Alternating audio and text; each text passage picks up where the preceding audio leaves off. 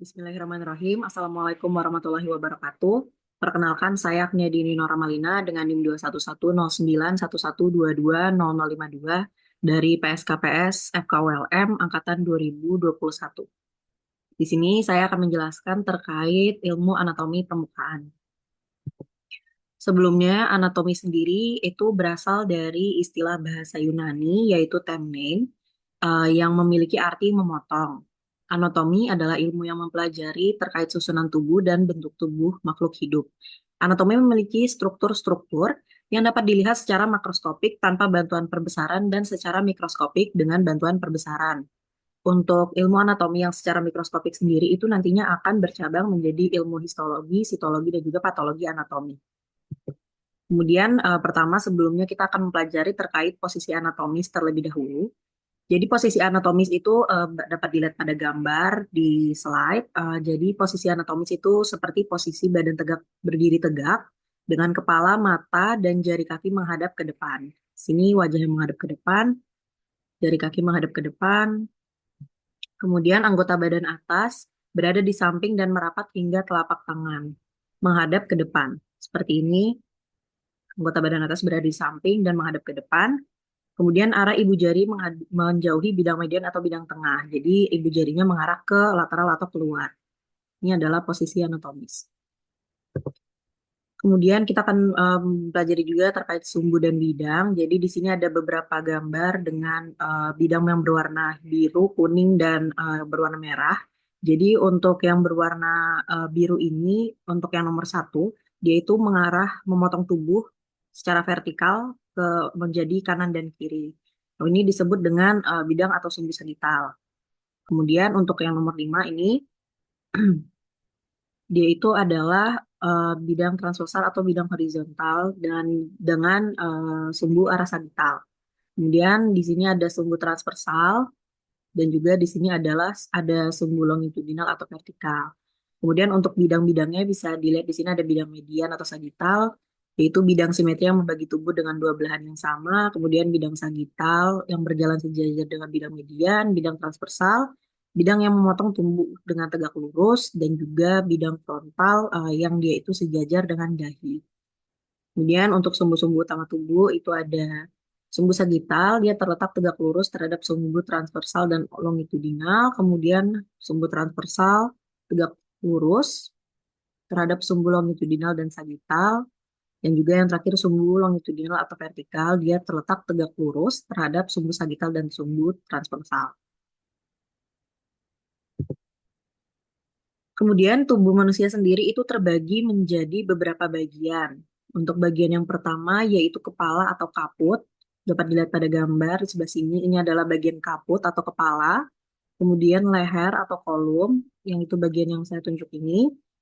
Kemudian trunkus atau torso. Jadi dia itu adalah bagian tubuh bagian atas, bagian pusat tubuh bagian atas di sini, trunkus atau torso. Di mana trunkus itu nanti dia ada terdapat tiga bagian, yaitu toraks atau bagian dada, kemudian abdomen atau bagian perut, dan juga pelvis atau bagian pinggul. Kemudian terdapat punggung atau dorsum. Pada gambar ini tidak terlihat ya karena tubuhnya berada menghadap ke depan. Kemudian ada bagian ekstremitas atas, yaitu di bagian lengan dan tangan ini disebut dengan membrum superius. Kemudian membrum superius dia itu terbagi menjadi tiga, yaitu ada brachium atau lengan atas, antebrachium atau lengan bawah, kemudian manus atau tangan. Kemudian untuk ekstremitas bawah itu namanya mirip dengan yang sebelumnya, tapi dia namanya adalah membrum inferius. Jadi dia terbagi juga menjadi tiga, ada femur atau paha, kemudian atau tungkai atas, crus atau tungkai bawah, kemudian pes atau kaki. Dilihat, ini kalau dilihat dari sisi belakang, di sini akan terlihat trunkus atau trunkus bagian dorsum atau di bagian punggung, begitu. Untuk pembagiannya sama aja di sini, bisa dilihat. Kemudian kita akan melihat regiones corporis atau regio-regio yang berada di tubuh manusia. Ini ada beberapa regio. Kita coba zoom. Ya. Ini adalah regio cervicalis anterior, dia di bagian leher. Kemudian regio sternocleidomastoidea di kanan dan kiri ini. Kemudian ada regio cervicalis lateralis kanan dan kiri juga. Di sini ada trigonum clavipectorale. Kemudian di sini ada regio presternalis. Dan di sini ada regio deltoidea di bagian pundak ya. Kemudian regio axillaris atau di bagian ketiak. Kemudian rego mamaria itu di bagian dada atau payudara. Kemudian regio brachii anterior itu di bagian lengan atas. Nah, di sini ada regio cubitis anterior dan juga fossa cubitalis. Dari regio cubitis anterior itu mencakup bagian siku, sedangkan fossa cubitalis itu adalah lekukan yang ada di siku. Kemudian ada rego antebrachii posterior, karena dia itu kalau di posisi anatomis dia akan menghadap ke belakang, karena nanti lengannya akan menghadap ke depan, jadi dia ada di belakang. Jadi regio antebrachii posterior. Kemudian ada regio antebrachii anterior, kemudian ada dorsum dari manus. Manus itu sendiri adalah tangan, jadi dorsum itu adalah punggung tangan bagian sini. Kemudian ada trigonum femoris, ini trigonum femoris, kemudian regio femoris anterior. Kemudian ada regio genus, tadi kalau misalnya di lengan ada regio cubitalis, maka di sini di kaki ada regio genus, yaitu di bagian lutut. Kemudian ada regio cruris posterior, ini di bagian belakang. Kemudian cruris anterior di bagian depan. Dan juga di sini ada dorsum pedis, karena dia bagian punggung dari kaki. Ini sebelah sini, ini ada regio pectoralis. Jadi kalau misalnya yang di bagian payudaranya ini adalah regio mamaria, maka di dinding dadanya itu adalah regio pectoralis. Kemudian ada regio inframamaria karena dia berada di bawah regio mamaria. Kemudian regio epigastrika, regio hipokondriatika, regio umbilicalis, yaitu regio yang ada umbilikus atau pusar, kemudian abdominalis lateralis, regio inguinalis, regio pubica atau hipogastrium, dan regio urogenitalis atau di bagian genital. Nah, kemudian itu tadi kalau dilihat dari sisi ventral atau sisi depan, di sini adalah regio-regio tubuh yang dilihat dari sisi dorsal atau belakang. Di sini di kepalanya ada regio parietal, regio occipital, regio cervicalis posterior. Di sini ada regio vertebralis karena di sini adalah tempat jalannya vertebra atau tulang belakang. Regio deltoid sama dengan yang sebelumnya. Nah, di sini ada regio scapularis yang berbentuk seperti segitiga. Regio scapularis ini tempatnya tulang scapula. Kemudian regio axillaris, regio brachii posterior. Karena tadi yang kalau misalnya dari sisi ventral disebut anterior ya, di sini posterior, dari belakang. Ini regio cubitalis posterior, di sini tidak ada fossa cubiti ya, karena lekukannya berada di depan, seperti itu. Kemudian di sini ada, karena tadi di sini ada regio scapularis, maka di bawahnya ada regio infrascapularis, seperti itu. Dan regio lumbalis, di sini regio sacralis, karena terdapat sacrum atau tulang ekor, regio analis, regio glutealis, di sini ada palma, ini telapak tangan, femoris posterior di sebelah sini. Nah, di sini tadi kalau misalnya di tangan ada fossa cubiti, nah maka kalau di kaki fossa poplitea, tapi dia terlihatnya dari pandangan dorsum dari belakang ya. Kemudian ada regio surae, regio cruris posterior, cruris anterior yang sudah kita lihat sebelumnya, dan juga di sini ada plantar. Plantar itu maksudnya di telapak kakinya ya. Kemudian ada regio calx atau regio calcanea, itu di bagian tumit. Seperti itu adalah regio corporis atau regio-regio di tubuh manusia. Kemudian di sini ada dinding toraks dan abdomen. Nah, dinding toraks ini dia ada yang di sini ada gambar untuk perempuan dan laki-laki ya, tapi sebenarnya kurang lebih aja. Di sini ada articulatio sternoclavicularis, pertemuan antara tulang sternum dan juga tulang clavicula. Incisura jugularis di sini ada lekukan ya, namanya incisura jugularis. Kemudian ada clavicula dan juga corpus clavicula. Di sini adalah angulus sternum atau angulus sterni. Di sini angulus infrasternalis, angulus costae, karena di sini ada tempat costae ya, lekukan dari tulang costae. Kemudian ada annulus umbilicalis. Kemudian ada spina iliaca anterior superior. Untuk yang laki-laki ada musculus deltoideus, musculus pectoralis major sebelah sini, musculus serratus anterior. Kemudian ada linea alba, ada musculus rectus abdominis, kemudian musculus rectus abdominis interstimotendinea, musculus rectus externus abdominis sebelah sini ya. Ini tadi musculus rectus abdominis, ini externus abdominis ya. Kemudian spina iliaca anterior superior.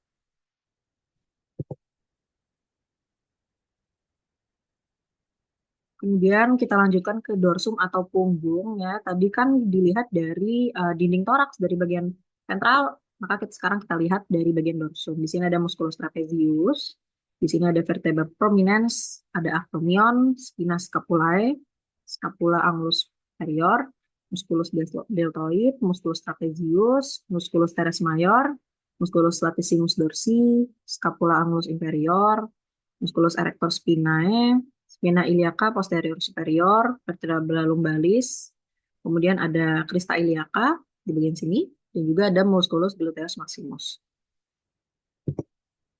Kita lanjutkan ke sistem muskuloskeletal untuk anatomi permukaan. Jadi pertama kita akan pelajari mengenai rangka dan jenis dari tulang. Jadi tulang-tulang rangka itu sendiri dikelompokkan menurut bentuk dan strukturnya. Di sini ada beberapa jenis yaitu tulang panjang atau osa longat. Tulang panjang itu contohnya seperti humerus ini, humerus itu adalah tulang panjang. Kemudian tulang pendek atau osa brachia. Kemudian ada tulang pipi atau osa plana. Tulang yang berisi udara atau osa pneumatika.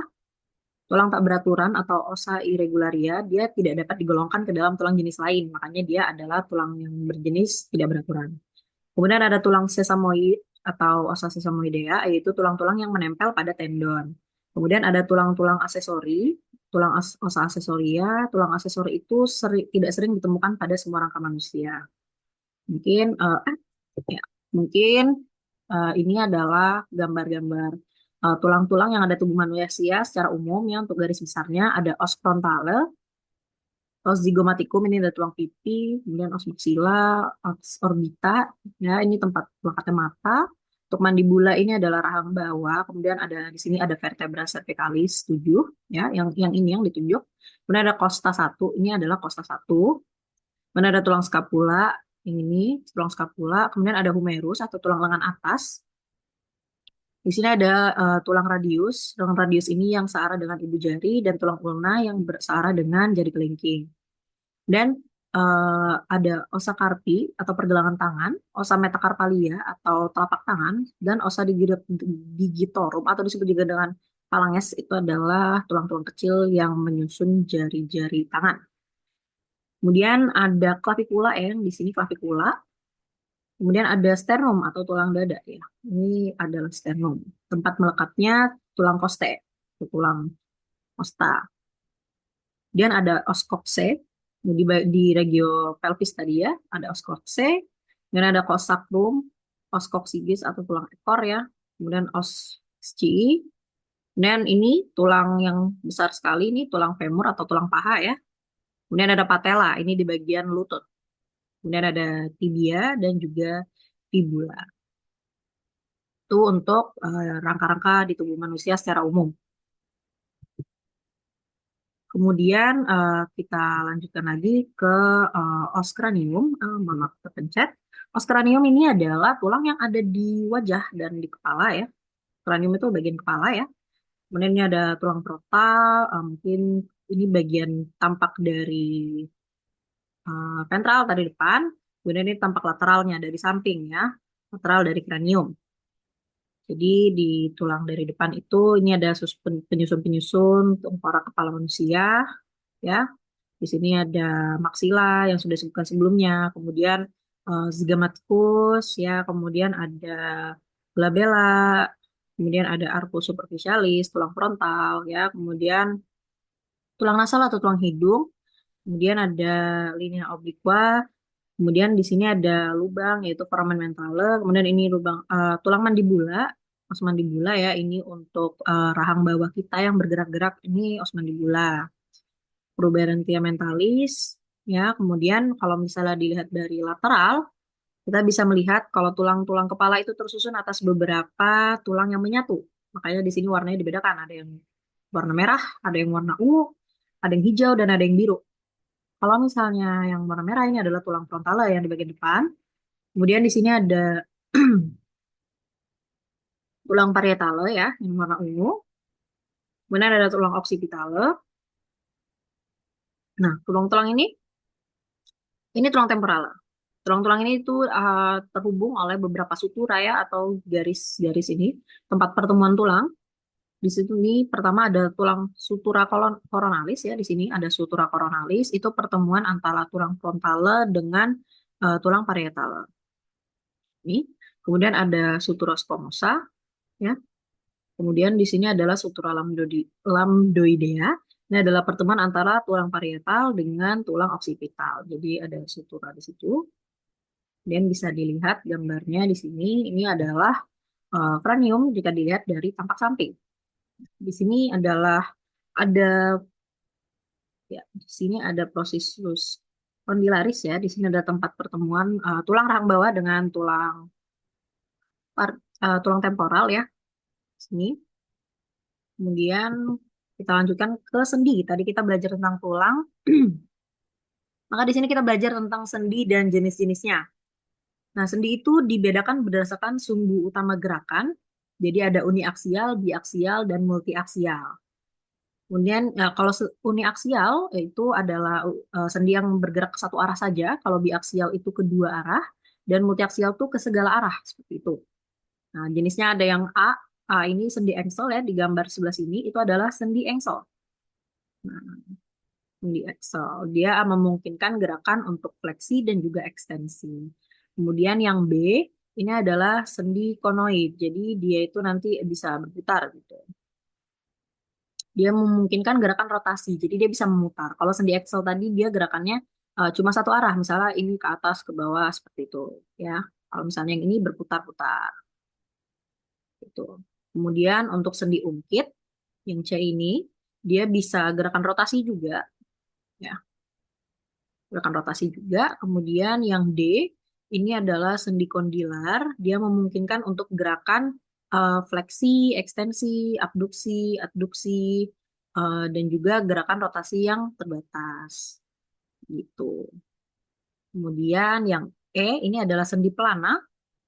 Dia itu bisa gerakan fleksi, ekstensi, abduksi, adduksi, dan gerakan rotasi terbatas. Sebenarnya mirip ya sama yang di atasnya, cuma beda lokasi, beda pertemuannya beda seperti itu. Kemudian yang F ini sendi bulat atau sendi ball and socket. Ini sendi multiaksial, jadi dia itu bisa digerakkan ke segala arah gitu. Tuh, dia bisa berputar, bisa fleksi, ekstensi, abduksi, adduksi, rotasi, dia bisa semua. Kemudian ada sendi datar atau articulatio plana. Itu adalah sendi yang memungkinkan gerakan menggelincir sederhana dengan arah yang berbeda-beda. Oke. Kemudian kita lanjut lagi ke otot. Jadi otot itu secara umum otot itu memiliki susunan seperti ini. Jadi dia itu ada origo. Origo itu adalah tempat perlekatan otot dengan tulang ya. Kemudian ada insersio.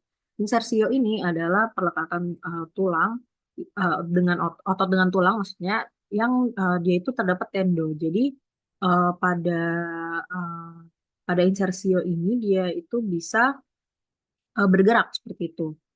Kalau di origo dia itu cuma diam saja. Nanti yang bergerak adalah si insersio seperti itu. Kemudian ini ada venter ya di bagian ototnya ini, kaput, bagian kepala, dan fascia ini adalah lapisan yang melapisi si otot. Gitu. Kemudian ini adalah jenis-jenis otot ya. Untuk jenis-jenis otot itu berdasarkan bentuk ya, dia dibedakan berdasarkan bentuk. Kalau di gambar ini, yaitu yang A adalah satu kepala, contohnya musculus fusiform. Kemudian yang B itu dia ada dua kepala ya. Di sini ada satu, di sini ada dua. Ini adalah otot dua kepala, contohnya adalah musculus biceps. Kemudian ada otot dua perut dengan serabut-serabut otot yang sejajar. Begitu, dia disebut dengan musculus biventer. Kemudian yang D ini ada otot yang memiliki banyak kepala, contohnya musculus planus. Ini ada kepalanya ada banyak ya. Sini kepalanya ada dua, ada satu, ini ada banyak. Tuh. Kemudian yang E ini otot berperut banyak dengan potongan-potongan tendo. Jadi ini yang putih-putih itu adalah tendo ya. Ini adalah otot-ototnya. Kemudian yang F itu ada otot unipetanus. Kemudian yang G otot bipetanus. Ya, di sini ada satu, makanya unipetanus. Di sini bipetanus ada dua. Seperti itu. Kemudian untuk kita lanjutkan ke sistem kardiovaskuler atau peredaran darah. Jadi di tubuh manusia itu semua bagian tubuh itu dilewati oleh pembuluh darah karena tanpa adanya pembuluh darah nanti bagian-bagian tubuh itu tidak mendapatkan nutrisi seperti itu. Di sini ada banyak sekali arteri-arteri ya. Jadi perbedaan yang kanan dan kiri, maaf kanan yang merah dan biru itu kalau yang merah dia itu adalah arteri yaitu pembuluh darah yang mengalirkan darah-darah yang mengandung oksigen dan juga nutrisi. Kalau misalnya yang warna biru itu adalah vena. Dia adalah pembuluh darah balik. Jadi nanti dia sudah mengangkat karbon dioksida dari seluruh bagian tubuh kembali ke jantung. Kemudian nanti akan dibawa ke paru-paru dan diisi lagi dengan oksigen. Mungkin di sini bisa dilihat ya sangat rumit sekali. Kemudian di sini ada arteri. Sini contohnya, untuk contohnya di sini di kepala kita dia ada arteri karotis interna dan juga arteri karotis eksterna dan juga arteri karotis communis. Di mana kalau misalnya kita untuk memeriksa nadi biasanya itu ditekan di nadi karotis di bagian leher ya. Jadi kalau sering lihat orang memeriksa nadi itu ada di arteri karotisnya begitu. Kemudian untuk memeriksa nadi itu juga bisa di radialis atau di pergelangan tangan. Kemudian yang ulnaris juga di pergelangan tangan, biasanya di radialis itu diperiksanya ya. Kemudian ada nadi kubiti juga bisa diperiksa nadi kubiti di sini gitu. Kemudian untuk vena, sini bisa dilihat. Untuk vena yang utama itu ada vena cava inferior. Ini adalah vena yang besar sekali, dia membawa cabang utama. Semua percabangan kecil-kecil ini nanti akan ke vena cava inferior yang ada di bawah sini maksudnya ya. Itu akan masuk ke vena cava inferior, masuk ke jantung, kemudian seperti itu, dan berputar lagi seperti itu. Nah, itu untuk garis besar dari arteri dan vena. Kemudian ke sistem limfatik. Jadi sistem limfatik itu tempat untuk drainase ya, drainase dan juga pertahanan tubuh. Nah, untuk kelenjar limfa sendiri, dia itu ada truncus jugularis sebelah sini, kemudian ada vena jugularis interna, ada ductus lymphaticus dexter, ya, kemudian ductus thoracic ini sebesar ini ductus thoracic. Kemudian ada, jadi untuk kelenjar limfa ini disusun oleh nodus-nodus limfotikus yang kecil-kecil seperti itu. Nah, ini kalau diperbesar, ini struktur nodus limfotikusnya, dia adalah kelenjar limfa yang di bulat hijau ini, kemudian ini vas lymphaticum efferens. Jadi nanti semuanya akan menyatu di bagian kelenjar limfa ini, kemudian disalurkan lagi seperti itu. Kemudian ada vas lymphaticum efferens. Ini kalau yang di bawah afferens, ini efferens. Kemudian vena dan juga arteri. Dan ada hilus tempat pertemuannya. Kemudian kita lanjut lagi ke sistem neurosensoris. Jadi sistem saraf manusia itu sangat unik dan rumit seperti itu. Jadi tentu saja kalau membicarakan sistem saraf pasti membicarakan otak atau encephalon. Kemudian nanti ada nervus cranialis. Ini nervus cranialis itu ada 10. Kemudian ada medula spinalis. Jadi dari otak nanti akan turun menjadi medula spinalis. Nanti medula spinalis itu terletak di dalam vertebra. Begitu. Kemudian ada plexus brachialis. Ini adalah seperti serabut-serabut yang berkumpul ya, plexus brachialis. Ada plexus cervicalis di sebelah sini. Kemudian ada radiventralis nervis spinalis. Kemudian ada plexus lumbosacralia. Seperti itu. Ini adalah struktur anatomis bagaimana bentukan sistem saraf yang keluar dari medula spinalis seperti itu. Ya, kita lanjut dulu ke dermatom. Jadi dermatom itu adalah area kulit yang dipersarafi oleh level medula spinalis tunggal atau pada satu sisi oleh nervus spinalis yang tunggal dan terdapat tumpang tindih dalam distribusi dermatom, tapi biasanya masih bisa diidentifikasi sebagai satu area yang dipersarafi oleh satu level medula spinalis tunggal. Jadi untuk level-levelnya sendiri dia itu dibagikan berdasarkan ruas dari vertebra seperti itu. Kemudian dermatom ini penting untuk mendiagnosa medis karena bisa menentukan di mana lokasi spesifik kerusakan atau gangguan pada sistem saraf berdasarkan dari gejala yang dilaporkan. Misalnya seperti rasa sakit, mati rasa, atau sensasi abnormal. Misalnya kalau misalnya dirasakan ada sensasi mati rasa gitu dari umbilikalis ke bawah. maka bisa diperkirakan bahwa terdapat cedera pada torakal 10. Itu. Untuk pembagiannya bisa dilihat di sini. Cervical 2, cervical 3, cervical 4, cervical 5 ini ya, cervical 5 sampai ke bagian sini. Kemudian cervical 6 di bagian sini ya. Cervical 7 di bagian jari-jari tengah dan telapak tangan, cervical 8 di kelingking. Kemudian ada torakal 1.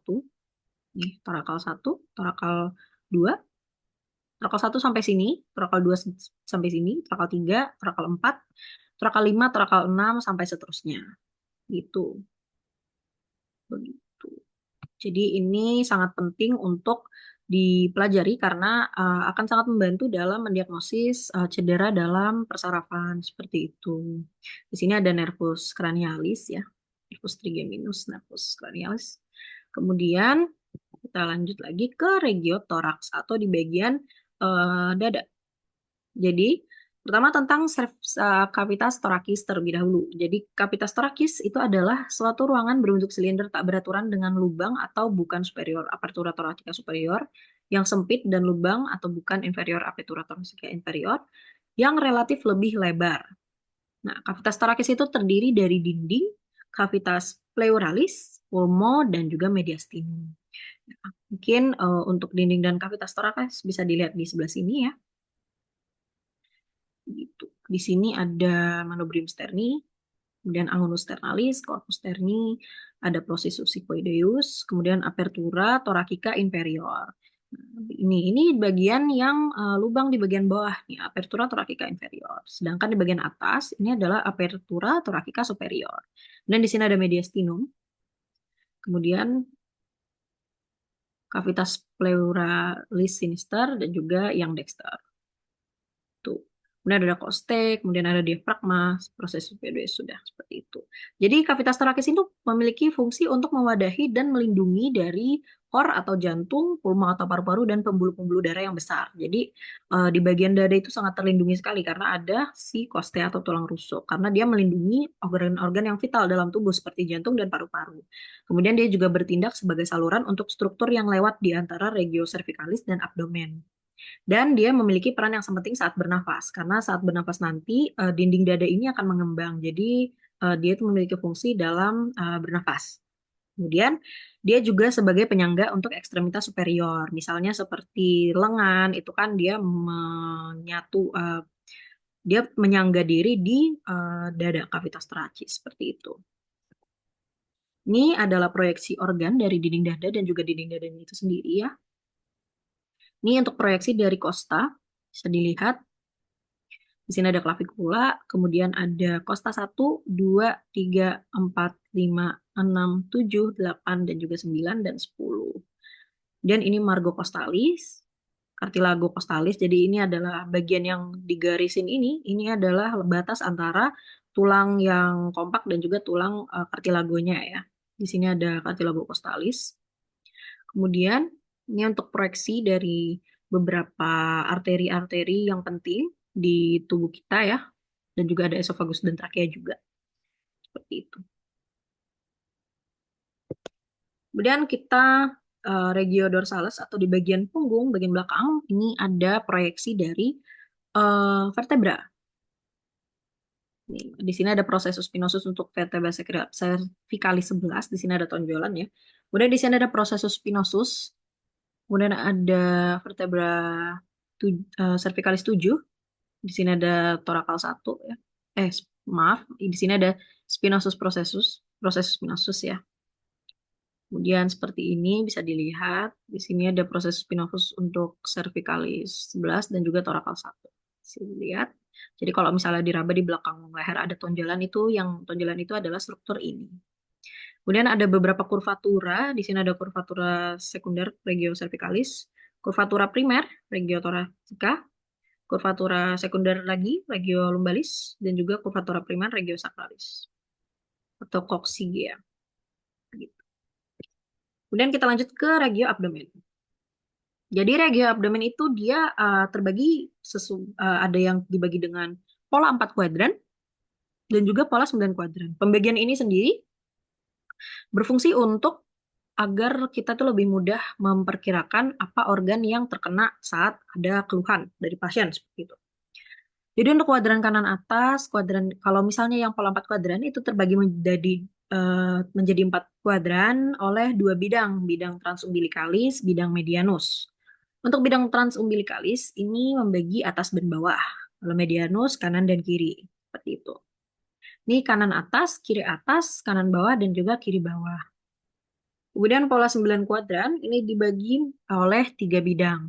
Bidang subkotalis, intertubercularis, dan juga medioclavicularis. Nah, untuk bidang medioclavicularis ini ada dua ya, karena ada dua clavicula. Di sini yang pertama, yang kedua, seperti itu. Kemudian ada 9 regio. Regio hypochondrium dextra, epigastrium, hypochondrium sinistra, lateralis dextra, lateralis sinistra, umbilicalis, kemudian inguinalis dextra, pubicum, inguinalis sinistra. Ini adalah proyeksi organ kalau misalnya menggunakan pola 4 kuadran. Kuadran 1, 2, 3, 4 ya. Sini ada hepar, kemudian ada diafragma, kemudian ada margo costalis, kemudian ada kolon sigmoid, kolon descendant, seperti itu. Oke, mungkin itu saja dari saya terkait dengan anatomi permukaan. Mungkin kurang lebihnya mohon maaf. Wassalamualaikum warahmatullahi wabarakatuh.